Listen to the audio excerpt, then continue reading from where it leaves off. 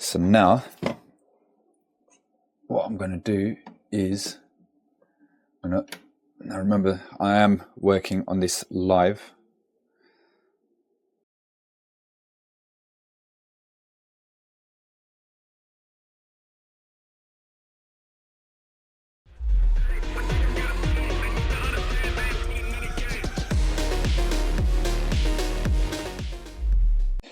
Welcome to first job of today. This is a wiring fault that I've been sent out to investigate. We've got a Potton titanium, which is basically a Baxi Duotech.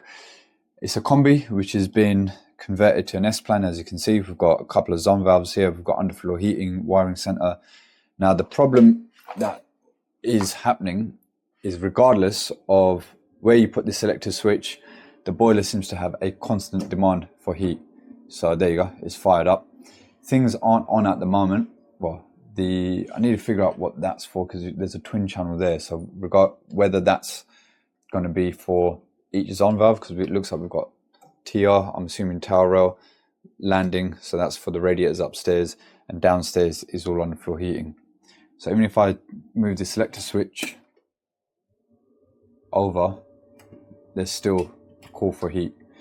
And I believe the only time it goes off is when you turn this timer down to off. That's the only time that demand goes off, when you turn that down. So we want to keep that on because we're using the integral timer, and there seems to be a constant demand coming from either the underfloor heating module or one of the zone valves somewhere, which I need to figure out what's going on, and also why, even if we change over to just a hot water side, why there's still a demand for heat on there, because that shouldn't be the case either.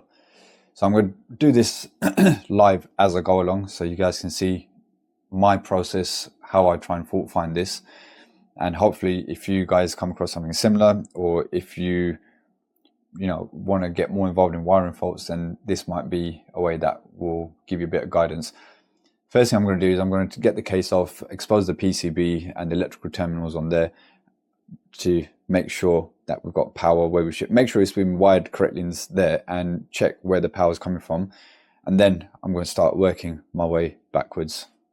Okay, so expose the terminals inside the PCB. Nothing looks untoward here. So let's just check that our polarity is correct and everything. Now, obviously I'm going to try and do this with the camera here as well. So firstly, between, yep, don't know if that shows up there, live in earth, we've got 240. Now have a look in here. So the bottom terminal, this one, is our 240 out, so we should be getting 240 out, which we are, or 230 out, depending on how you want to. Then the top one is switch live back in. Right, we're getting switch live back in. Now, if I turn the integral timer off here, that kills the demand. So let's turn that off. All right, that's killed the demand there. I'll grab that screw in a minute. But we should still be getting, yeah. So we're still getting power on the switch live, regardless of turning that selector switch on and off on the integral timer. So now let's work our way back into the wiring center and see where that switch live is getting power from, because technically it shouldn't be. I mean, right, let's actually do this. I want to just test this as well. So let's pop that back on.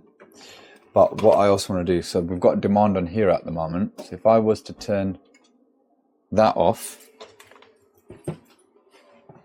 does that kill the power to the switch live, or does that switch live still remain?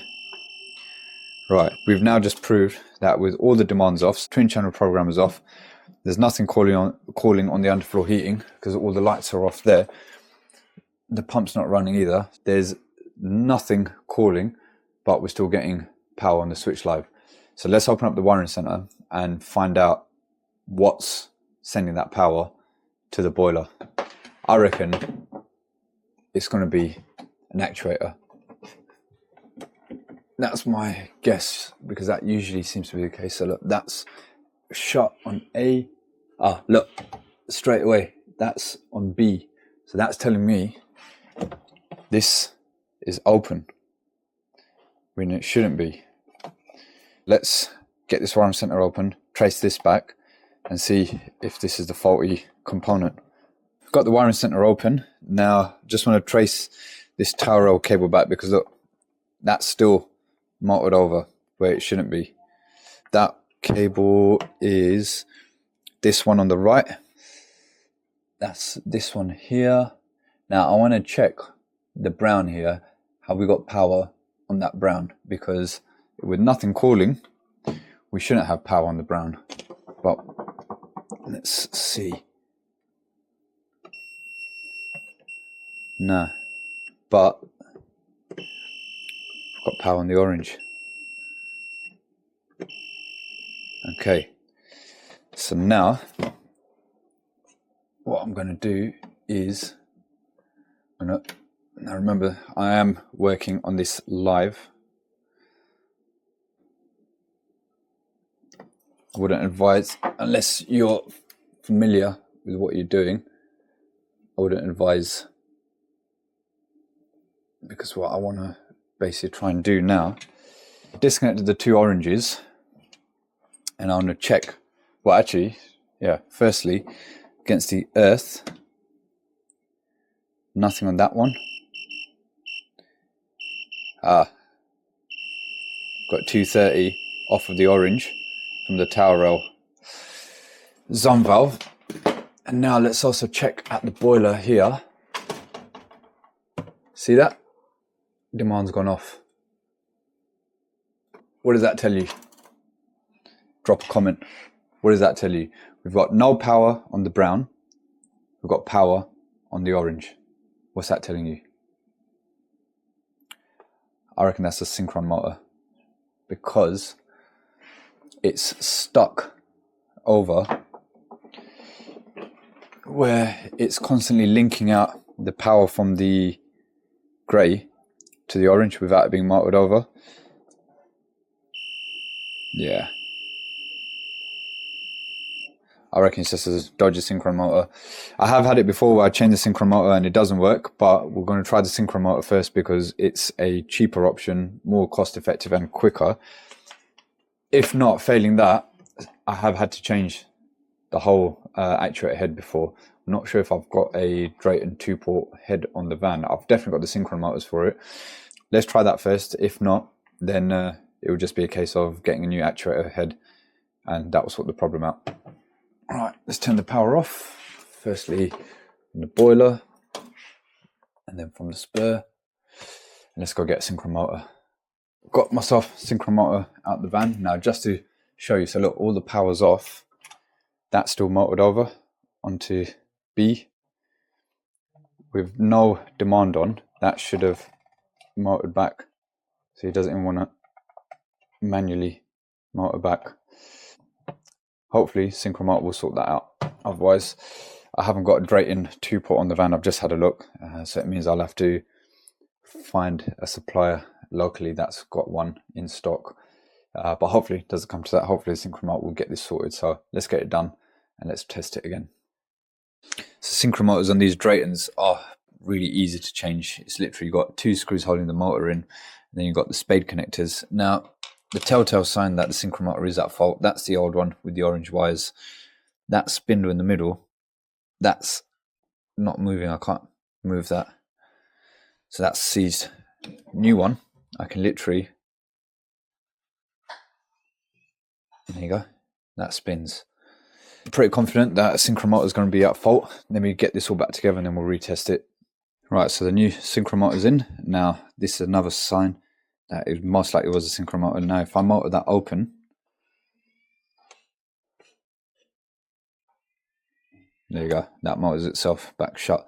So let's pop this back on and we'll then turn the power on, get the oranges back in the right terminals, and then we'll test everything.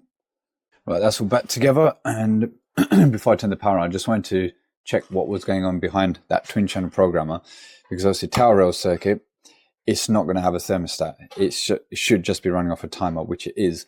So just trace these back because it's been used as a twin channel programmer, but obviously it's a combi.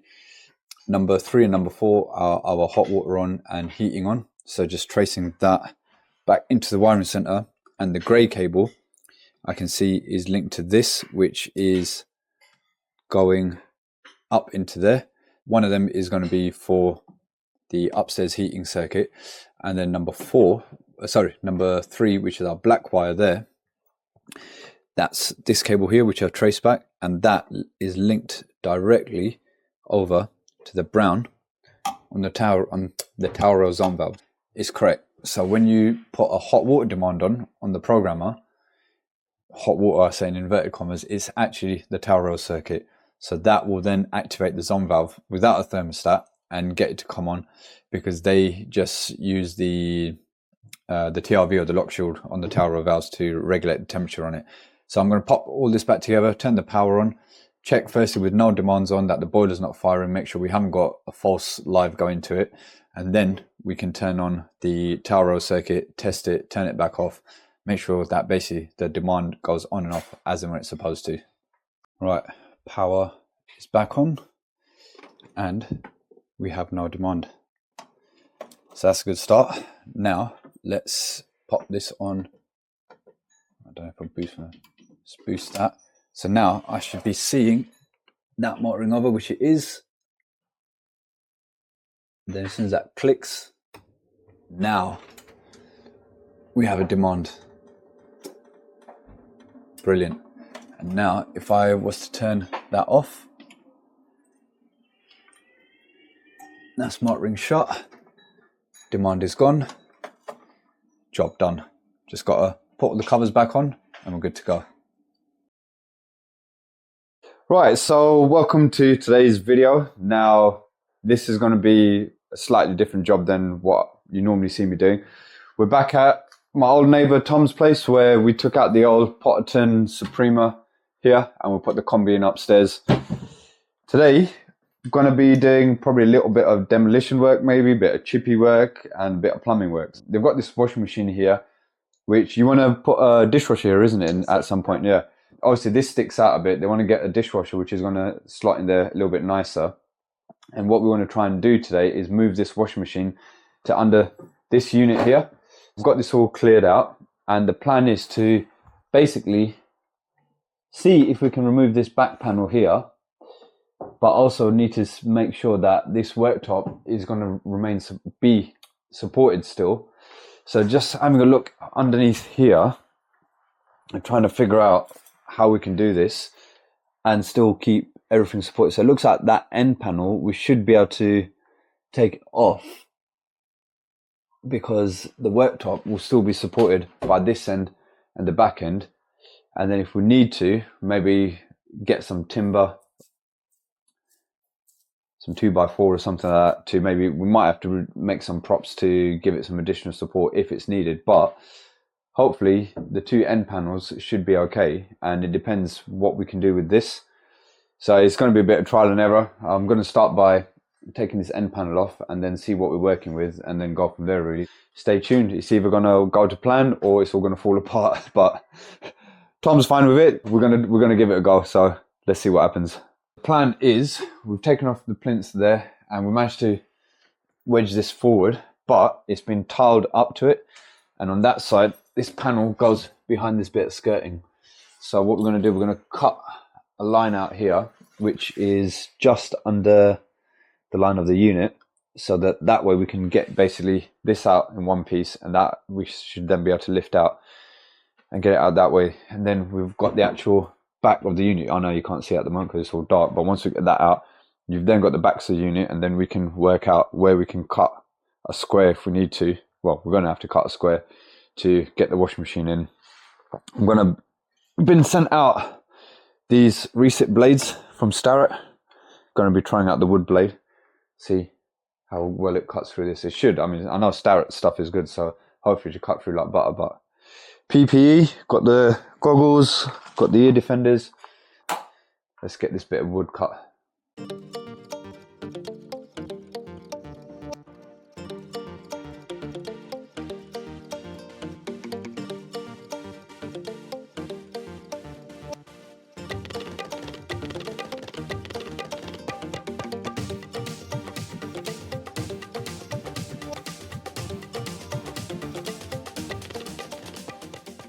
Right, a bit of a progress up there. As you can see, we're ripping Tom's kitchen unit apart, but luckily we managed to take things off in whole pieces. So taking the backboard off, taking this off, taking the drawer unit out. So the only thing I've had to cut so far was that initial back panel, and that's because it was tiled in. Now we've got about 15 mil depth here. The washing machine is obviously going to be at a bit of an angle. So we might either use some of the wood that we're not going to be using anymore as a base, or I think I've got some 18 mil ply in the vans. You can cut a little platform out to slide underneath so that when the washing machine does go in, it's going to sit nice and flush. Now, so far, although we're taking things apart, this is still feeling pretty solid. And I believe the plan now is we're going to obviously keep the legs in place. We're going to keep the two end panels in place. And then we'll probably cut in the middle, the section out, and then try and get the washing machine out through here and have it against that back unit there. So we want to try and keep that and the two sides. So that should hopefully provide a bit of a structural support for the top. And then worst case, if we do need to, we can get some sort of supporting legs or something like that for it. But let's figure out what to do with the washing machine first. We've now just marked out where how much we're going to cut out. The washing machine is probably going to sit maybe about that far underneath the worktop. We're going to cut out this section here. So let's do that now.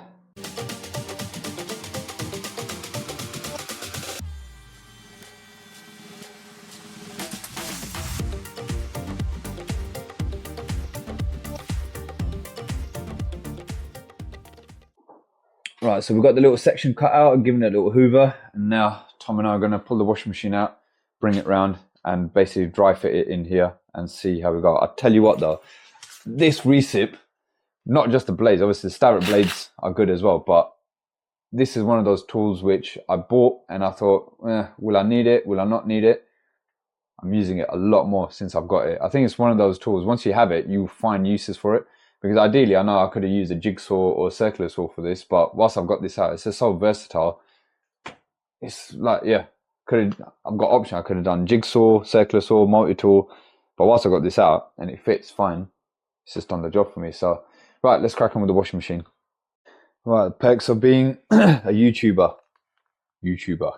Also got this kit sent out by Starrett as well, so it's the hole saw kit, and we are going to be utilizing it because I need to make a hole in the back just somewhere there to feed the plug top and the two hoses through, and then that's going to go around the back there and then into the kitchen under the sink. We've got a couple of connections there. I think the cold feed hose is going to be long enough, but I've got extensions for the waste, and then there's a plug socket just there.